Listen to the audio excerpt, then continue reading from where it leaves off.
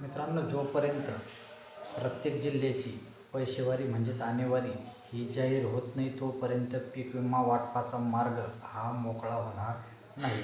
आणि मित्रांनो, याच्या आधीच्या व्हिडिओमध्ये आपण वेगवेगळ्या 2 ते 3 व्हिडिओच्या माध्यमातून अकोला असेल, यवतमाळ असेल, गोंदिया असेल, जालना असेल, संभाजीनगर असेल या जिल्ह्यांची आणेवारी, बुलढाणा असेल या जिल्ह्याची आणेवारी आपण वेगवेगळ्या व्हिडिओच्या माध्यमातून घेतलेली होती. मित्रांनो, आजच्या व्हिडिओच्या माध्यमातून देखील आपण धाराशिव जिल्ह्यातील जी पैशेवारी याच्या संदर्भात सविस्तर माहिती जाणून घेण्याचा प्रयत्न करणार आहोत. मित्रांनो, 2025मध्ये मोठ्या प्रमाणावरती शेतकऱ्याचं नुकसान झालं आणि धाराशिव जिल्ह्यामध्ये मोठ्या प्रमाणावरती शेताचं असेल, त्याच्यानंतर जनावराचं असेल, मोठ्या प्रमाणावरती घराचं देखील नुकसान, बऱ्याच शेतकऱ्यांच्या विहिरी देखील या अतिवृष्टी आणि पुरामुळं वाहून गेलेल्या होत्या किंवा पूर्णपणे बुजून गेलेल्या होत्या.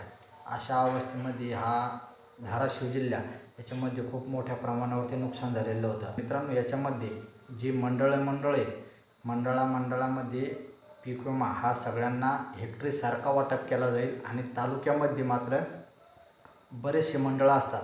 म्हणजे वेगवेगळ्या मंडळांमध्ये पीक विमा हा वेगवेगळा असू शकतो, पण एका मंडळामध्ये सगळ्यांना पीक विमा हा हेक्टरी सारखाच असणार आहे.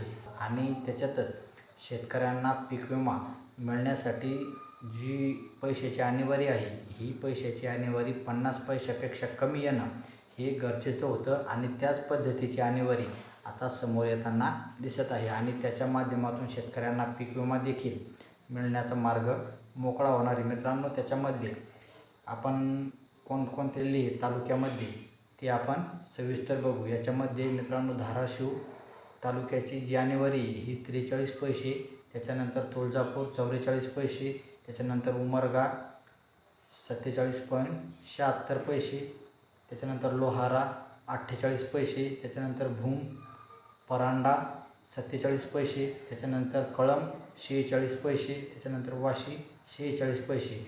म्हणजे एकंदरीत जवळजवळ पूर्ण धाराशिव जिल्ह्याची जी पैशेवारी ही 46 ते 47 पैशाच्या दरम्यान आलेली आहे. एकंदरीतच 50 पैशाच्या खाली आलेली आहे. आणि याच्यामुळंच आता या धाराशिव जिल्ह्यातील ज्या शेतकऱ्यांनी पीक विमा भरलेला होता अशा सर्व शेतकऱ्यांचा पीक विमा मिळण्याचा मार्ग हा मोकळा झालेला आहे. मित्रांनो, बऱ्याच माध्यमांच्या माध्यमातून समोर येत आहे की जवळजवळ 15 तारखेच्या नंतर शेतकऱ्यांना पीक विमाचा मंजुरी आणि लगोलग त्याचं वाटप देखील होऊ शकतं.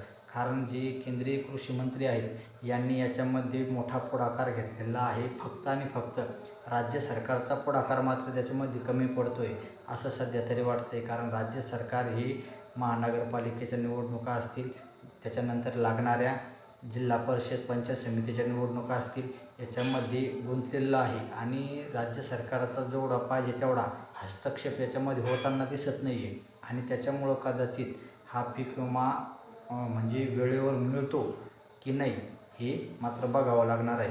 केंद्र सरकारच्या माध्यमातून पीक विमा वेळेत आणि नियमानुसारच वाटप केला गेला पाहिजेत या किंवा जे नियम आहेत त्याच्यानुसारच पीक विमा कंपनीनं हा पीक विमा वाटप करावा असं केंद्रीय कृषी मंत्री यांच्या माध्यमातून सांगण्यात आलेलं आहे. मित्रांनो, ही आलेली पैशेवारी म्हणजेच तुमच्या जिल्ह्यामध्ये नेमकं किती उत्पन्न हे आलेलं आहे याचा एक म्हणजे अंदाजा याच्यावरतून आपल्याला येतो.